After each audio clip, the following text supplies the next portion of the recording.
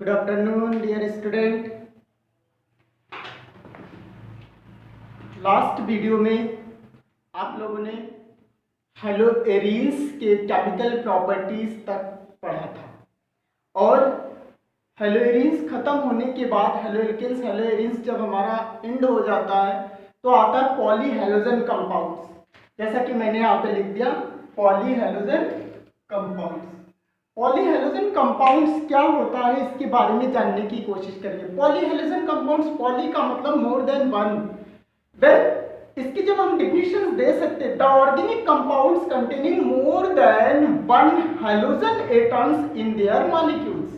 यानी कहने का मतलब किसी भी मॉलिक्यूल्स में एक से अधिक जब हेलोजन एटम होता है तो वो हमारा पॉली वर्ड उसमें यूज कर देते हैं। ठीक है, तो वो हमारा क्या होता है पॉलीहेलोजन कंपाउंड, क्योंकि एक से अधिक हेलोजन एटम्स आपके किसी भी मॉलिक्यूल्स में होंगे वो पॉलीहेलोजन वर्ड यूज करेंगे। जैसे एक से अधिक होने का मतलब जैसे हमने मेथेन की एक एग्जांपल देने की कोशिश करते हैं, जैसे CH2Cl2, तो ये हमारा क्या हो गया पॉली वर्ड हो गया। ओके, इसको बात करेंगे, इसमें पढ़ने की कोशिश करेंगे।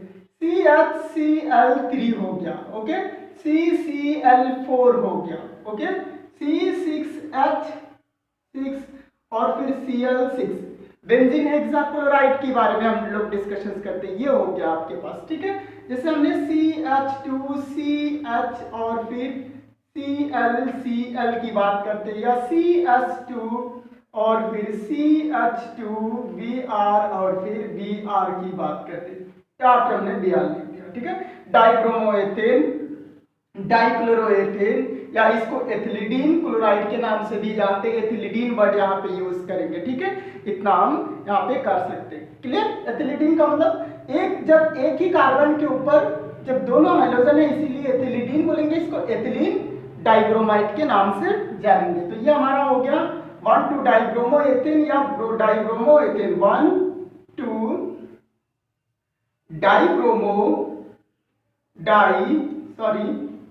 ब्रोमोएथेन, इसका नाम हो जाएगा 1,2 डाइब्रोमोएथेन।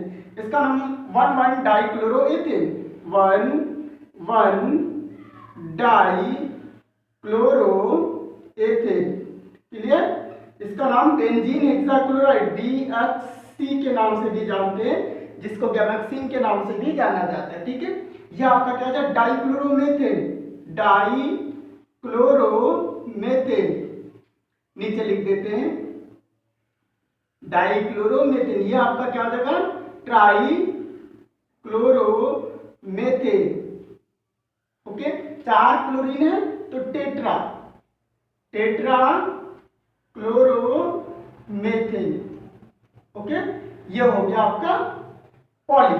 सब में आपने देखा कि एक से अधिक हेलोजन कंपाउंड्स है, इसका मतलब इसमें 2 हेलोजन एटम है, इसमें 3 है, इसमें 4 है। देख रहे हैं आप, इसमें भी आपके 6 हेलोजन एटम्स है, क्लोरीन है, इसमें आपके पास 2 है और इसमें भी 2 है। इसी तरीके से एक से अधिक हेलोजन एटम जब किसी कंपाउंड्स में होते हैं, किसी मॉलिक्यूल्स में होते हैं, तो हमारा कहलाता है पॉलीहेलोजन कंपाउंड्स के नाम से जानते हैं। अब अगर हमने यहाँ पे ये चीज लिखा होता है CH3Cl लिखा होता तो ये हमारा आता मोनोहेलोजन कंपाउंड, जिसको सिर्फ और सिर्फ हेलोएल्केन्स के बारे में जानते हैं और इसके बारे में ऑलरेडी हम लोगों ने स्टडी कर लिया है। ओके, तो आइए इसको इरेज करते हैं और जानने की कोशिश करते हैं। अब आपके सिलेबस में जो है इसका प्रिपरेशन है, इसका प्रिपरेशन है, इसका प्रिपरेशन है, और इसकी केमिकल प्रॉपर्टीज और फिजियोलॉजिकल इम्पैक्ट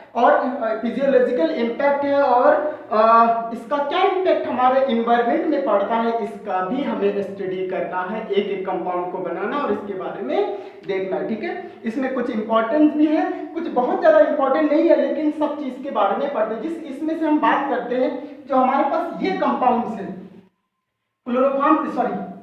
ये जो कंपाउंड्स है क्लोरोफॉर्म, ये बहुत ही इंपॉर्टेंट है। इसको लैब में कैसे प्रिपेयर करेंगे, इंडस्ट्रियल मेथड से कैसे प्रिपेयर करेंगे, ये सारी चीज आपको इसमें स्टडी करना होगा। इसकी chemical property, physical property, physiological impact और इन्वायरमेंट पे इसका क्या असर पड़ता है ये भी पढ़ना है। तो ये बहुत इंपॉर्टेंट है, इस चीज को पढ़ना। खैर हमें ये भी पढ़ना है। इसके बारे में एक एक प्रिपरेशन देने की कोशिश करेंगे और इसका नेचर के साथ में क्या इम्पैक्ट होता है ये देखने की कोशिश करेंगे।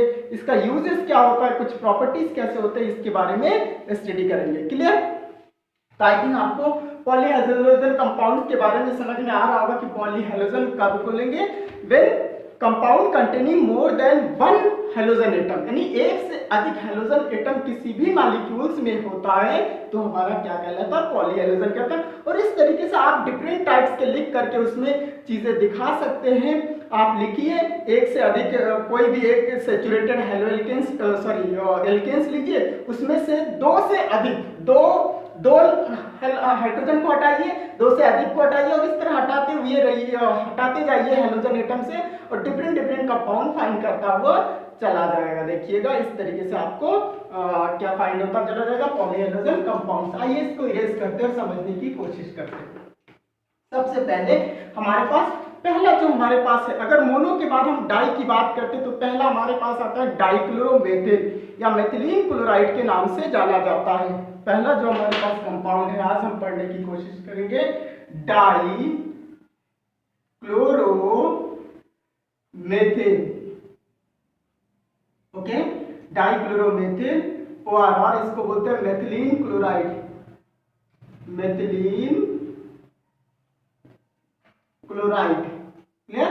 मेथिलीन क्लोराइड जिसका फार्मूला CH2Cl2, ये हमारे सिलेबस में, और इसको प्रिपरेशंस करना। प्रिपरेशन कॉमर्शियल स्केल की बात करें, कॉमर्शियल स्केल में इसका प्रिपरेशन कैसे करते हैं, क्लोरीन का मेथेन के साथ में रिएक्शंस करते हैं। जब आपने मेथेन पढ़ा था, मेथेन की सब्स्टिट्यूशन रिएक्शंस दिया था, हैलोजिनेशन जब आपने करा था और उसमें सब्स्टिट्यूशन रिएक्शंस दिया था, क्लोरीन से आपने बारी बारी से हाइड्रोजन एटम को मेथेन से हटा करके आपने डाइक्लोरो बनाया था, ट्राइक्लोरो बनाया था, टेट्राक्लोरोमेथेन का फॉर्मेशन किया था। वही रिएक्शंस हमारे पास है, बहुत इजीली वे में डाइक्लोरोमेथेन फाइंड करने का तरीका हमारे पास होता है। तो आइए इसको जानने की कोशिश करते हैं कि कैसे होता है इसको। तो on commercial scale it is prepared by treating methane with chlorine in the presence of sunlight के प्रेजेंस में या टेम्परेचर दे करके जब आप क्लोरीन का रिएक्शन मेथेन के साथ में करते तो सब्स्टिट्यूशन रिएक्शंस दे करके ये डिफरेंट टाइप्स के कंपाउंड्स बनाते। अब बात आती है कि उसमें एक मिक्सचर बनता है, उसमें मोनोक्लोरो भी बनता है, डाइक्लोरो भी बनता है, ट्राइक्लोरो भी बनता है, टेट्राक्लोरोमेथेन भी बनता है। लेकिन हमें डाई बनाना है तो हम इसको कैसे बनाएंगे, इसको जब आप मिक्सचर बना लेते हो तो फ्रैक्शनल डिस्टिलेशन मेथड से हम डाइक्लोरोमेथेन को अलग कर लेते हैं, यानी भाप आसवन विधि द्वारा हम क्या करते हैं, डाइक्लोरोमेथेन को अलग कर लेते हैं, क्योंकि सबकी मेल्टिंग पॉइंट, बॉइलिंग पॉइंट अलग अलग होती है, इसी वजह से हम सबको अलग अलग फाइंड कर सकते हैं।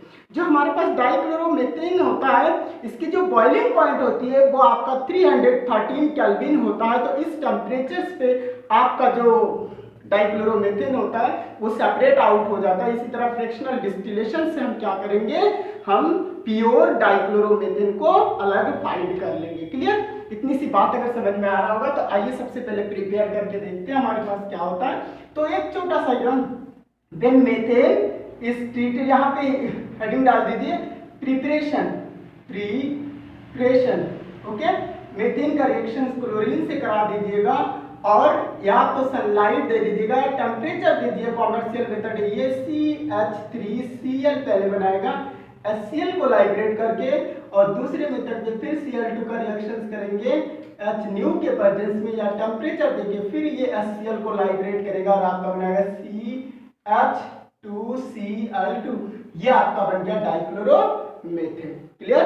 अगर डाइक्लोरोमेथेन, बस बहुत नहीं, इसमें एक छोटा सा आपको रिएक्शंस देना था डाइक्लोरोमेथेन कैसे बनाते हैं। ठीक है, अब बात करते हैं कि ये किस नेचर का होता है, कैसे होता है। आप इसकी प्रॉपर्टीज की बात करेंगे, ठीक है।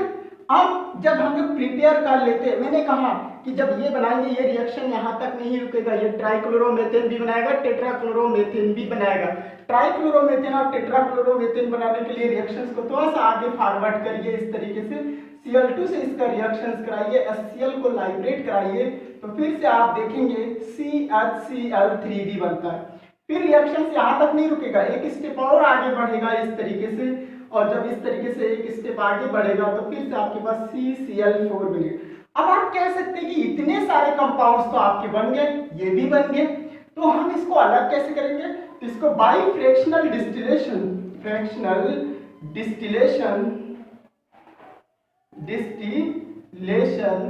आप क्या करेंगे? इसको सेपरेट आउट कर लेंगे और प्योर फॉर्म में आप इसको फाइंड कर लेंगे। क्लियर? इतनी सी बात समझ में आ रहा होगा, आपके सामने सब चीज लिखा हुआ है। ठीक है, तो किसमें देख, क्योंकि इसका जो बॉइलिंग पॉइंट होता है वो 313 केल्विन के करीब होता है, 313 केल्विन होता है, तो इसको अलग करना काफी इजी हो जाता है, हम अलग कर सकते हैं इसको, सबकी बॉइलिंग पॉइंट अलग अलग हो जाती है। ओके, आइए इसको इरेज करते हैं और समझने की कोशिश करते हैं। इसके बाद इसकी प्रॉपर्टीज, इस टॉपिक में हम सिर्फ इसके फिजिकल प्रॉपर्टीज के बारे में, इसकी प्रॉपर्टीज के बारे में डिस्कशन करेंगे, और नेक्स्ट वीडियो में हम दूसरा टॉपिक लेकर के आएंगे। तो इस फॉर्म को, इसको समझने की कोशिश करिए। जब प्रॉपर्टीज की बात करते हैं, प्रॉपर्टीज, तो प्रॉपर्टीज में यहीं पे डिस्कशन कर लेते हैं। कैसे डिस्कशन कर लेते हैं? It is a volatile liquid. ये क्या होता है? वोलेटाइल लिक्विड होता है, स्वीट स्मेलिंग होता है, कलरलेस होता है। ये कैसा होता है? कलरलेस होता है, स्वीट स्मेलिंग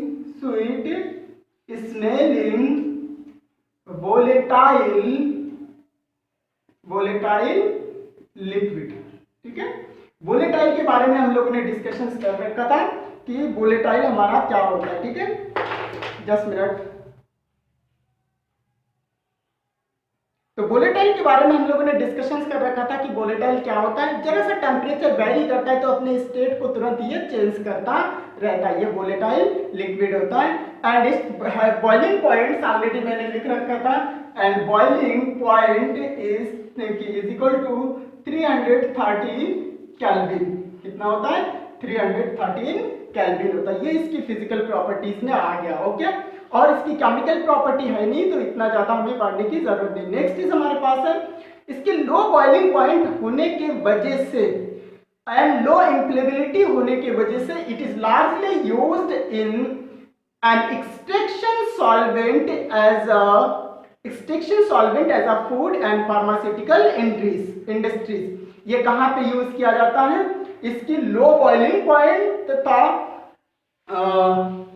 लो बॉइलिंग पॉइंट और इनफ्लेमेबल होने के वजह से, लो इनफ्लेमेबल होने के वजह से इसको बहुत लार्ज क्वांटिटी में इसका सॉल्वेंट एक्सट्रैक्शंस के फॉर्म में आपके फूड और फार्मास्यूटिकल इंडस्ट्रीज में किया जाता है, जहां पे मेडिसिन वगैरह बनता है, उस इंडस्ट्रीज में इसका यूजेस होता है। ओके, यूजेस में आप क्या लिखेंगे?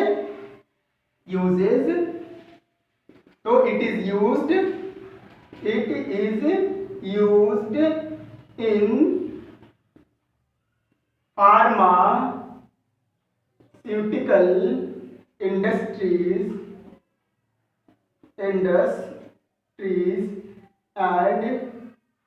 food industries as an extraction solvent.